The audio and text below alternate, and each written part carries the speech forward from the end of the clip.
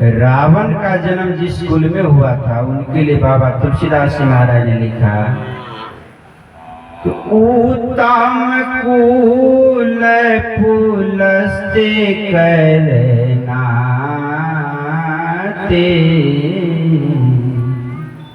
अर्थात उत्तम कुल पुलस्त करनाती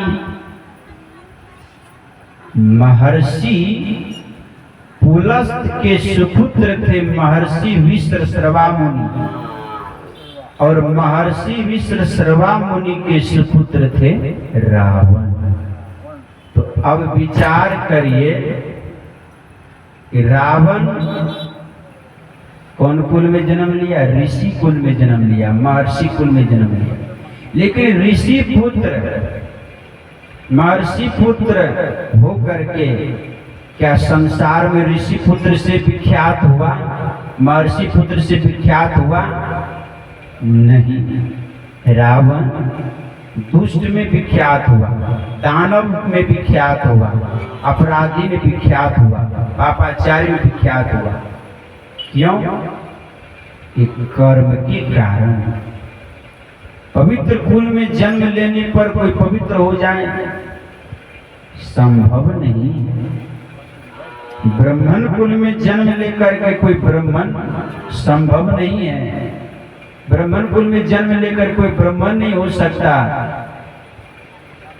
ब्राह्मण का गुण और कर्म जिनके अंदर होगा असल में ब्राह्मण वही होगा। महायोगेश्वर भगवान श्री कृष्ण चंद्र जी महाराज कहते हैं कि चातुर्वर्णम मया सृष्टम गुण कर्मो विभाग सह तस्य कर्तारम अपि माम विधि अव्ययम। हे अर्जुन, मनुष्य समुदाय को मैंने 4 भागों में विभक्त किया है। चातुर्वर्णम, 4 वर्ण, मया सृष्ट, मैंने सृष्टि। मनुष्य समुदाय को मैंने 4 भागों में विभक्त किया है। जातीयता का आधार पर भगवान श्री कृष्ण कहते नहीं, तो फिर किस आधार पर? भगवान श्री कृष्ण कहते गुण कर्म विभाग सह। गुण और कर्मों के आधार पर मैंने विभक्त किया है 4 भागों में। अब ब्राह्मण का जो गुण है, कर्म है, कर्तव्य है, संस्कार है, वो जिसके अंदर में वो वही है। शूद्र कहे जाने वाले, डोम कहे जाने वाले व्यक्ति के अंदर में ब्राह्मण वाला गुण कर्म कर्तव्य संस्कार है, तो वह डोम नहीं, वह ब्राह्मण है। वह ब्राह्मण है, वह पूजनीय है, वंदनीय है, सम्माननीय है। सज्जनों, गुण और कर्म की पूजा होती है संसार में। ब्राह्मण कुल, ऋषि कुल, महर्षि कुल में जन्म लेने पर भी रावण उतने बड़े दुष्ट पापाचारी हो गए, निंदा का पात्र संसार में हो गए।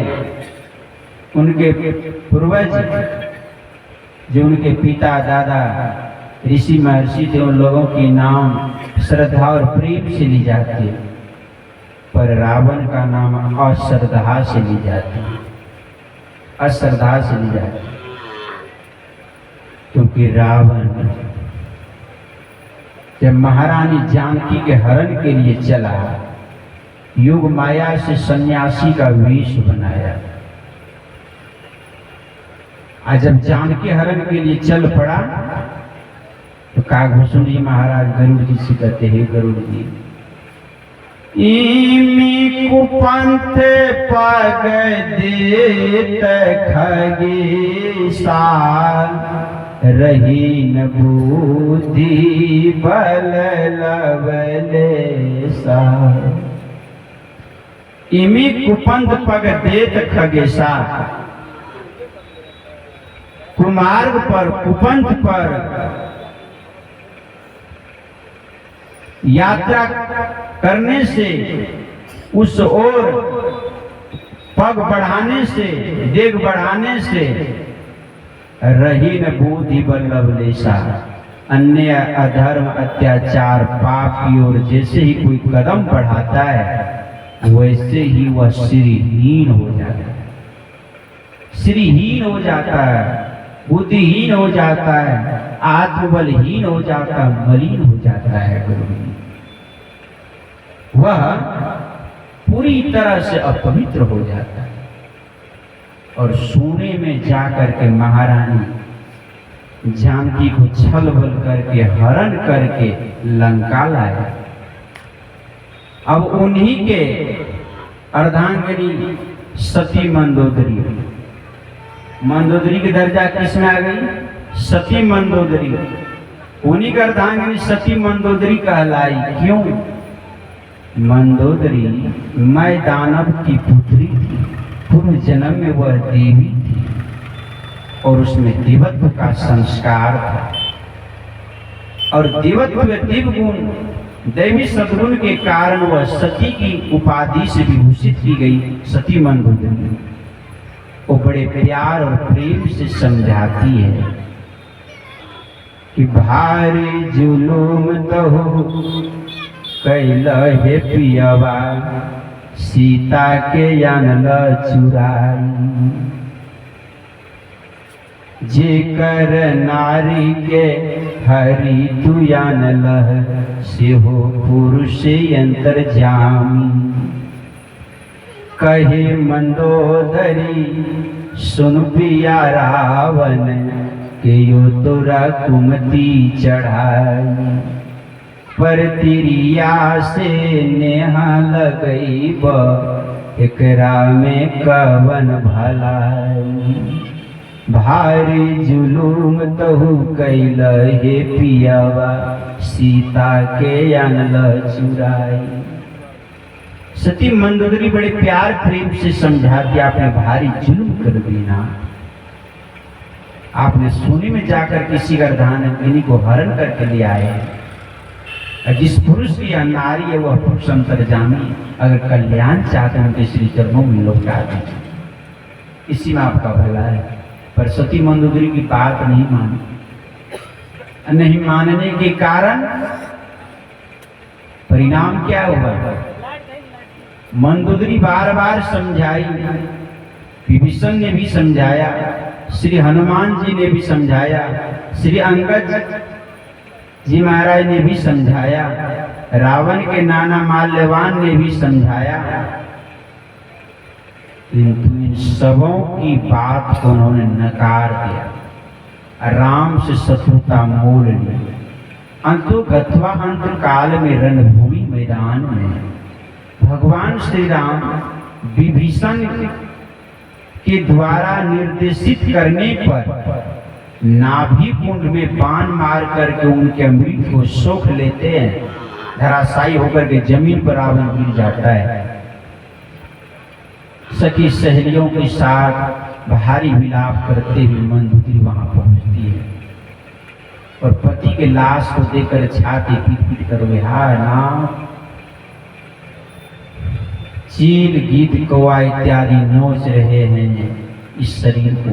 जिस शरीर धरती पर चलता था तो आपके चरण की धमक से गर्भवती स्त्रियां का गर्भपात हो जाता था। चरण की धमक से पृथ्वी में भूकंप जैसे आंदोलन आ जाती थी। देवी देवता मील में गुफा में घुस जाया करते थे। आज वही हाथ पैर नाक मुंह शरीर चील गीत कौवा नोच रहे। हे ना, मेरी बातों को आपने कभी नहीं मानी। इतना बड़ा भारी दुष्परिणाम दुर्गति आज क्यों, किस लिए? कहा ना, राम विमुख यस हाल तुम्हारा, रहन कुल में रोवनी हारा। विनाथ राम विमुख यश हाल तुम्हारा, राम से विमुख रहने के कारण ये हाल आज आपका हुआ कि रहा न कुल में रोवनी हारा। रोने वाला, अग्नि देने वाला, 1 लाख पूत 1.25 लाख नाती, जा रावण घर दिया न बाती। 1 लाख पूत 1 लाख बेटा का बाप कहलाने का सौभाग्य जिस रावण को मिला, उस रावण को तो बेटा के हाथ से अग्नि श्राद्ध का नसीब नहीं हुआ। आपको 1 आध दर्जन बेटा अगर है तो कौन भरोसा और विश्वास करके आपका बेटा आपका मुंह में अग्नि देगा, संस्कार करेगा। जब 1 लाख बेटा वाले बाप का इच्छा पूरा नहीं हुआ, 2, 4, 10 दर्जन बेटा वाले बाप का क्या इच्छा पूरा हो सकता है। 2008 में कुर्सी की बांध टूटी मध्य रात्रि में, गांव के गांव दह गए, समाप्त हो, कितने हजार लोग मर गए। कौन श्राद्ध करे, कौन संपीड़न करे, कौन पिंडदान करे, रहा कोई, सब के सब मिल गए। पता नहीं कब क्या हो जाने वाली। इसीलिए संत महापुरुष लोग कहते हैं कर्म का दुष्परिणाम देखो कैसा हुआ। एक कुकर्म के कारण रावण का वंश मिट गया, उजड़ गया, समाप्त हो गया। और रहा न कुल में रोवन हारा, कुल में रोने वाला कोई नहीं रहा। इनके कारण, कुकर्म के कारण, पाप के कारण, पाप के कारण, कुकर्म के कारण नाश हो गए। इसलिए लक्ष्मण जी कहते, हे निषाद, निज कृत कर्म भोग सुन पड़ा। निज कर्मों के कारण ही जीवन सुख और दुख होता है, कोई किसी को देने वाला नहीं। पिता का कर्म पिता भोगेंगे, पुत्र का कर्म पुत्र भोगेंगे, स्त्री का कर्म स्त्री भोगेंगे, पति का कर्म पति, गुरु का कर्म गुरु, शिष्य का कर्म शिष्य, सब अपने कर्म फल भोगेंगे।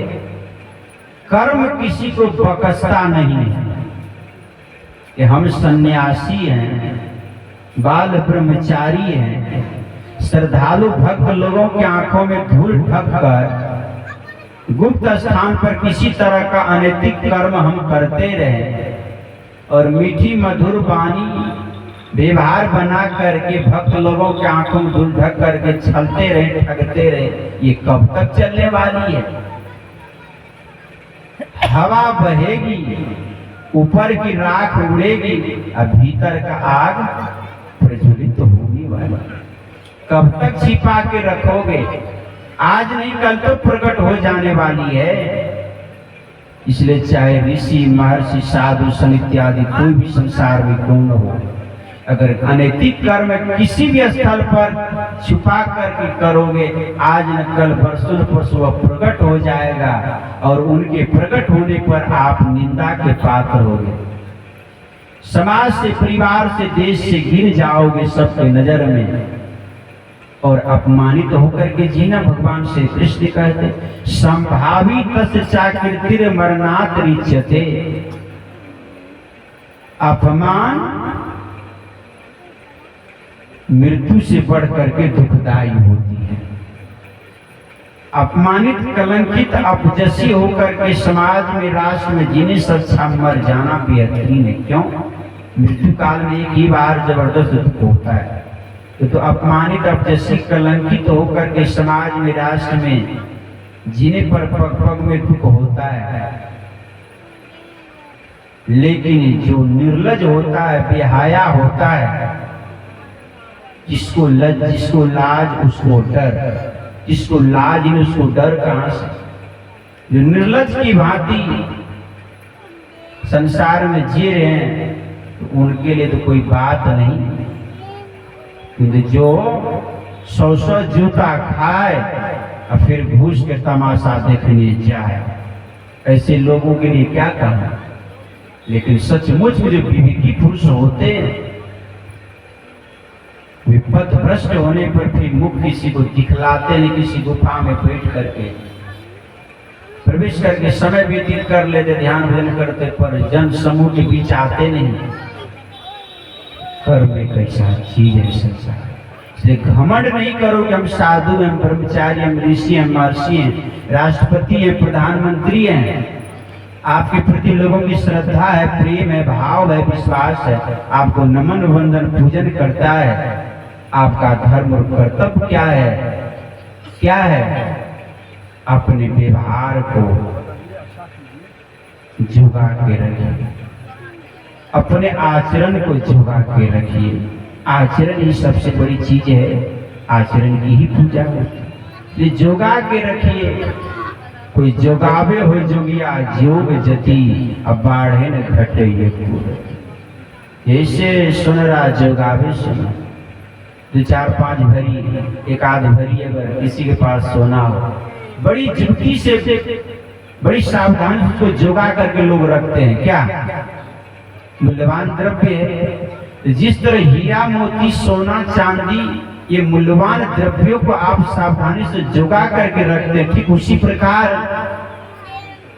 अपने आचरण को जोगा करके रखने की आवश्यकता, अपने व्यवहार को जोगा कर रखने की आवश्यकता है। व्यवहार से बड़ा कुछ नहीं। जिसका व्यवहार बढ़िया होगा उसी का परमार्थ बढ़िया होगा। व्यवहार आप कम जानिए ज्यादा जानिए, ये तो सबके अपने अपने संस्कार, साधना, तपस्या, अध्ययन, शिक्षा पर निर्भर करती है। जिनके पास जिस तरह का त्याग, तपस्या, साधना, संयम, उनके पास वैसी विद्वता है, गुण है, कला है, शक्ति है। लेकिन दूसरी बात है, कम जानो, विशेष जानो या नहीं जानो, लेकिन इतना जानो दूसरे को दुख देना अधर्म है, सुख देना धर्म है। पाप कर्म दुखदाई है, शुभ कर्म सुखदाई है। अर्थात किसी को रुलाओ नहीं, दुखाओ नहीं, सताओ नहीं, अपना कर्म को जुगा करके रखो। बहुत ऐसे संत महापुरुष हमारे यहाँ आज भी हैं, पहले भी हुए। मैंने पहले का जीरो लिखना नहीं जानता है, लेकिन ध्यान साधना बहुत ऊंचे उठे हुए हैं। तो उनके सामने भारी से भारी विद्वता, ज्ञान, विद्वान कहे जाने वाले सब के सब लोग उनके सामने जीरो हो जाते। क्यों? जो तपस्वी शील होते हैं, ध्यानशील होते हैं, चरित्रवान होते हैं, उनके सामने सबको नतमस्तक होना पड़ता है। हमारे यहाँ विद्वानों की अधिक महत्ता नहीं, हमारे यहाँ चरित्रवानों की महत्ता। चरित्र की पूजा होती है। बहुत कुछ जानते हैं, सकल ग्रंथ को रटे हुए हैं, पढ़े हुए हैं, कंठस्थ किए हुए हैं। आपसे मान लिए भारतवर्ष में बड़ा कोई विद्वान नहीं है वर्तमान में। आप इस तरह के हैं, लेकिन आपका व्यवहार गिरा हुआ, आचरण गिरा हुआ है, तो फिर आप महापुरुषों की, संतों की दृष्टि में आप कुछ भी नहीं हो। आपका आचरण व्यवहार गिरा हुआ। और दूसरा पक्ष लोग कुछ नहीं जानता, लेकिन आचरण में श्रेष्ठ है, पवित्र है, एक वेदाग चरित्र, निष्कलंक जीवन है, तो उनकी पूजा सम्मान सब दिन हो गए और वो सबसे श्रेष्ठ है। इसलिए चरित्र की पूजा होती है।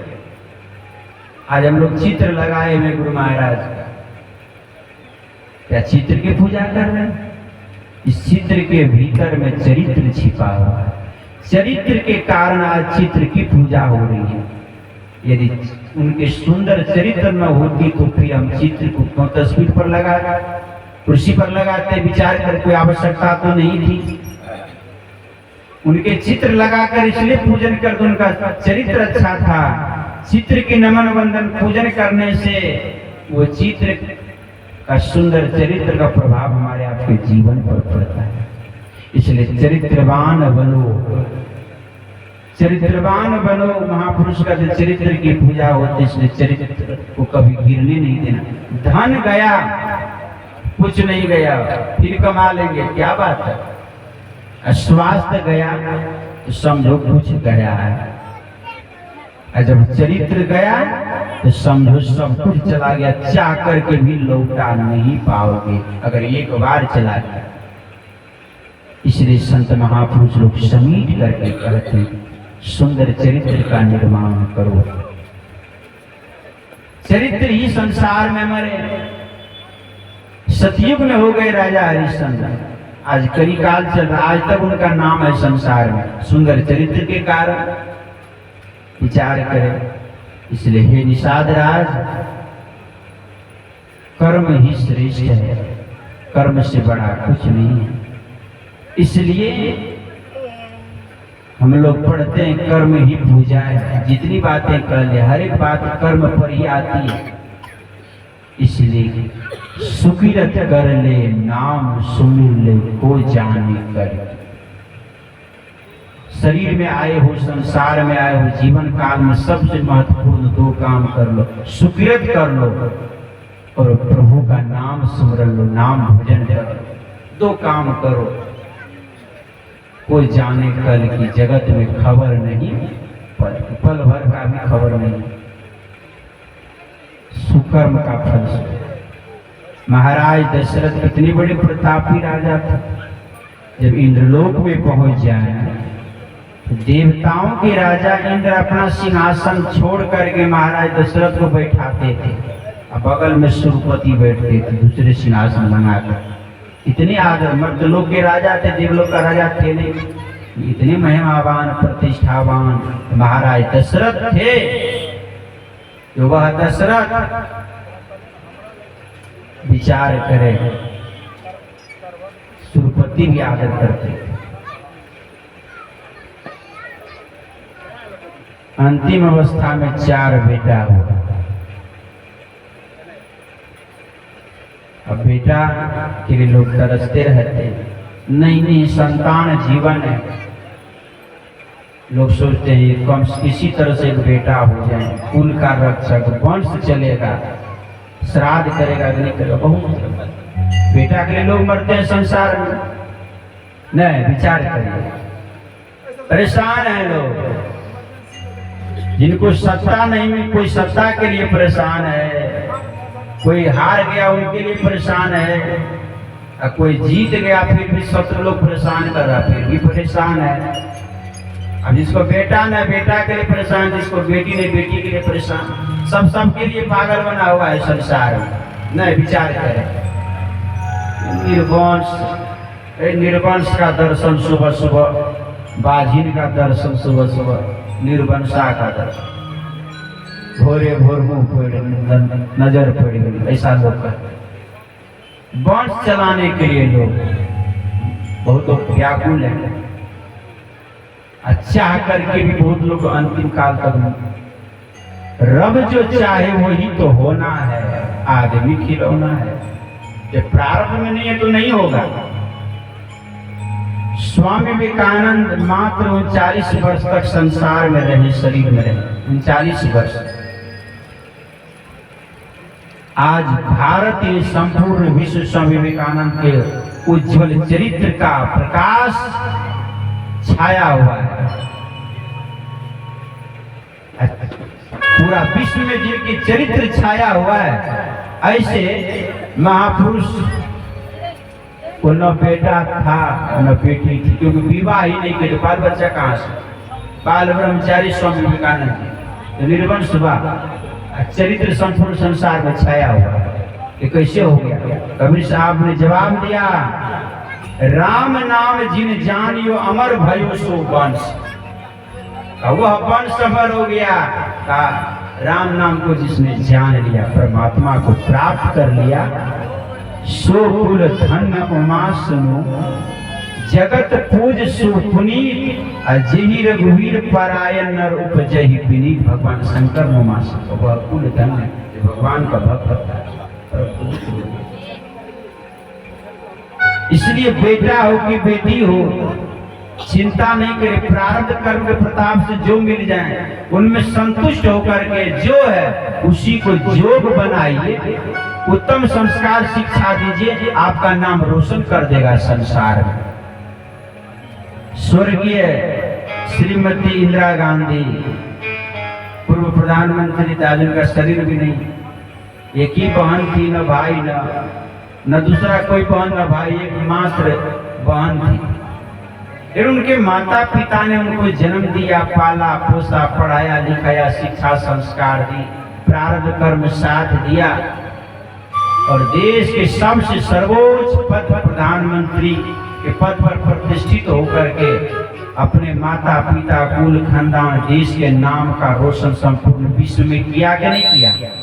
किया ना। उसी तरह आपके पास चाहे बेटा हो या बेटी हो, उसी में संतुष्ट हो, उसको जोग बनाइए, आपका नाम रोशन कर देगा संसार में, इसमें कोई संशय नहीं। नाम रोशन संख्या पढ़ने से नहीं होता है, माँ बाप कुल गोत्र का नाम रोशन बाल बच्चों के सुंदर कर्म और सुंदर संस्कार के प्रताप से होता है। इसलिए मैंने कहा महाराज दशरथ को अंतिम काल में 400 पुत्र हो गए, बड़े प्यार से लालन पालन किए, खिलाए पिलाए।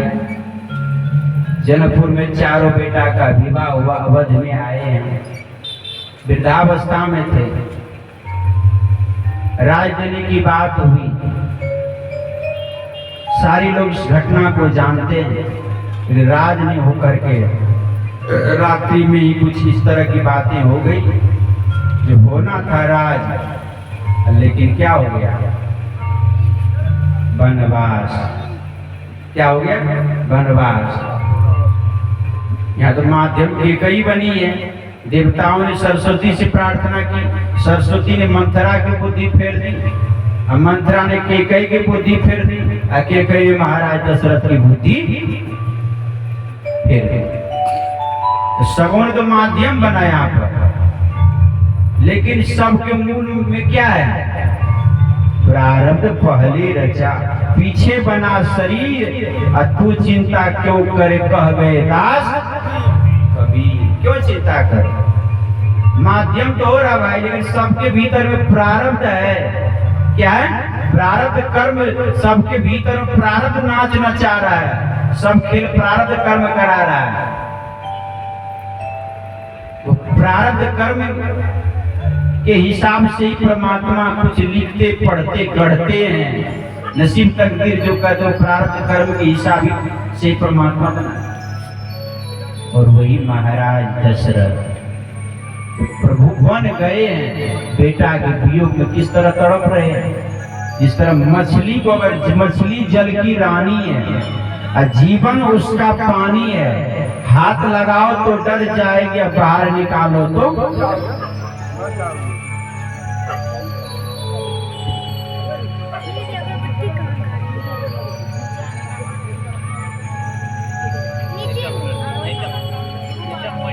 मछली जल की रानी है। जिस तरह जल से मछली को निकाल कर जमीन के ऊपर दे दे, मछली जल के अभाव में किस तरह तड़पती है, ठीक मछली की तरह महाराज दशरथ आज तड़प रहे हैं। किसके लिए तड़प रहे हैं, बेटा के लिए, राम के लिए महाराज दशरथ तड़प रहे हैं। और तड़पते तड़पते विलाप करते करते अंतिम में महाराज दशरथ क्या कह रहे, उनके सामने तीनों रानियां बैठी है, सुमित्रा, कौशल्या और केकई।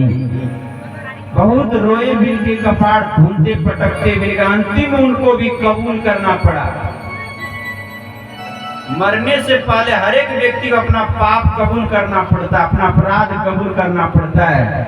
आत्मा से आवाज आती है कि तुम्हारे जीवन में यह दुर्दिन है, किस कारण से है, किस पाप का फल है, महसूस करा देता है। मरने काल तक महाराज दशरथ को महसूस करा दिया। महाराज दशरथ क्या कहते हैं, कौशल्या सुमित्रा के आज मैं राम के लिए जो तड़प रहा हूँ, बेटा के लिए तड़प रहा हूँ, आज हमको पूर्व काल की बहुत बड़ी बातें याद आ रही है। रानियां पूछती है, राजन वो कौन सी बातें याद आपको याद?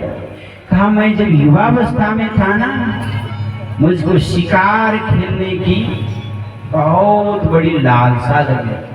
दिन भर तो मैं खेलता ही रहता था, लेकिन इतनी तृष्णा मुझ पर चढ़ी हुई थी शिकार खेल की कि मैं रात्रि में भी शिकार खेलता था। और उसी दौरान एक बहुत बड़े भक्त हो गए हैं श्रवण कुमार। वे अपने माता पिता को कांवर बनाकर, आज लोग बाबा धाम जाते हैं, बैजनाथ धाम जाते हैं लोग,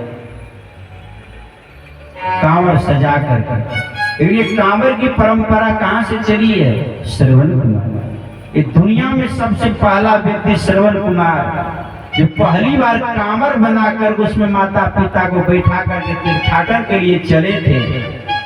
और तब से ही कांवर की परंपरा हमारे भारतवर्ष में चली है। आज तो बड़ी बेजोड़ चल चुकी है कांवर की परंपरा, लेकिन पहला कांवर बनाने वाला, कंधे पर धारण करने वाला परम भक्त श्रवण कुमार।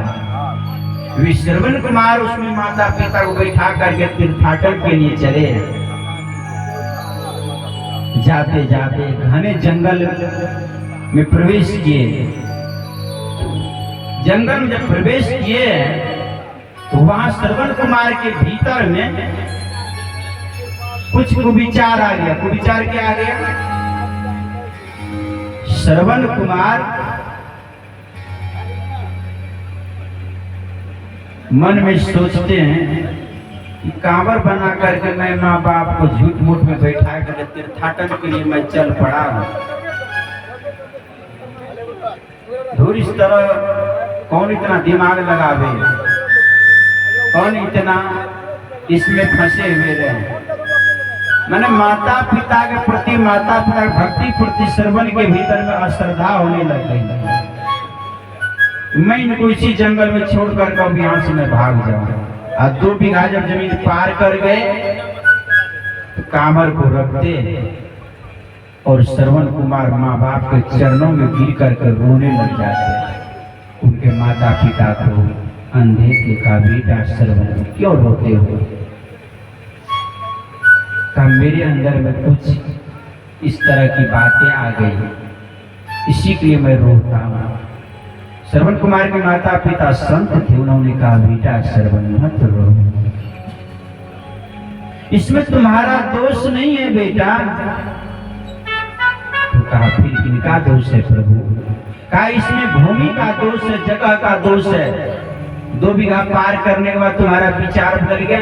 कहा जिस स्थान पर यह विचार तुम्हारे अंदर में जन्म लिया था, उस जगह पर एक पुत्र ने अपने पिता की हत्या की थी, इसलिए वह जगह अपवित्र था, वह कुसंस्कार भरा पड़ा था।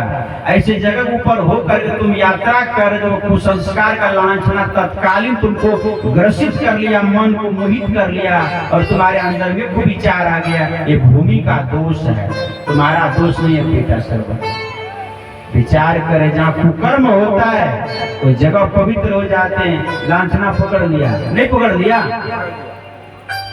इसलिए मंदिर सब जगह नहीं बनता है, आश्रम सब जगह नहीं बनता है, संत का अवतार सब जगह नहीं होता है, सत्संग सब जगह नहीं होता है, संत का आगमन सब जगह नहीं होता है। होता वही है जहाँ की वसुंधरा पवित्र और निर्मल होती है। ऐसे पवित्र वसुंधरा के गोद में ये सब कार्यक्रम, सत्संग, ज्ञान, मठ, मंदिर का निर्माण होता है। ऐसे पवित्र स्थल पर होता है, सब जगह चाह करके भी नहीं होता। अगर जबरन बन जाए तो बन कर ईटा उखड़ जाती है, और जहाँ कल्पना नहीं है वहाँ हो जाता है। कोई चाहता कि हम इस जगह पर जिलावासी, अखिल भारतीय इत्यादि हम करें, चाह करके भी नहीं होता। किसी फेरा फेरी लग करके किला खुट्टा वहां से उखड़ करके जहाँ की कल्पना नहीं तो वहां गढ़ करके सत्संग भजन अधिवेशन हो जाता है। अगर भूमि की तपस्या है, जहाँ किसी तरह कोई पाप है, वहां नहीं होगा, फेरी लग जाएगा। और जहाँ होना है, जहाँ पुण्य है, जहाँ की धरती पुकार रही है, वहां चला जाएगा। बेटा श्रवण लेकर के चल दिया।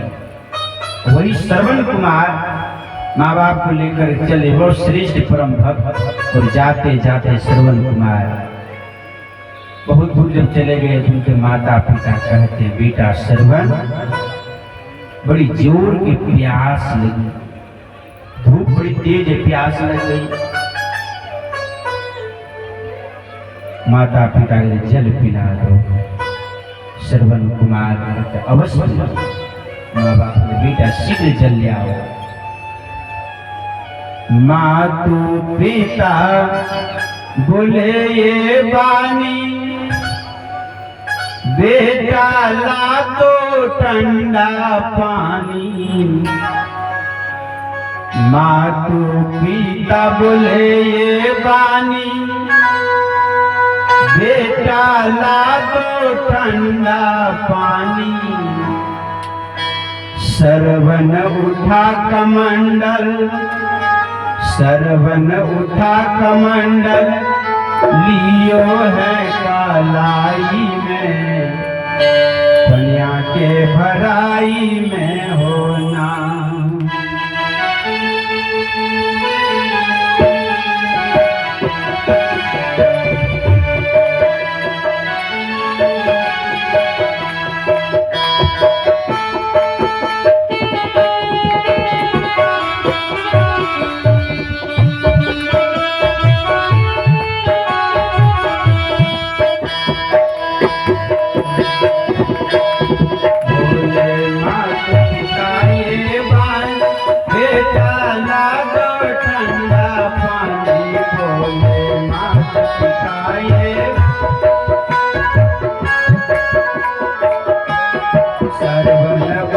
कमंडल लियो है कालाई में, पनिया के भराई में होना।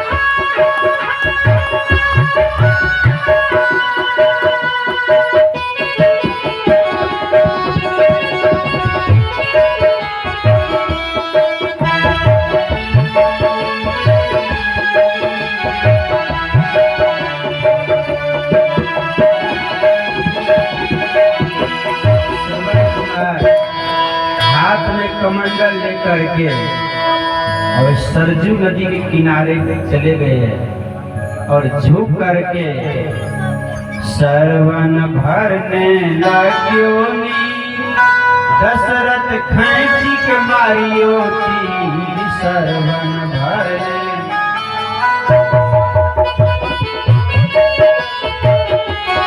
सरवन भरने लग्यो नी, दशरथ खैची के मारियो थी सरवन भरने।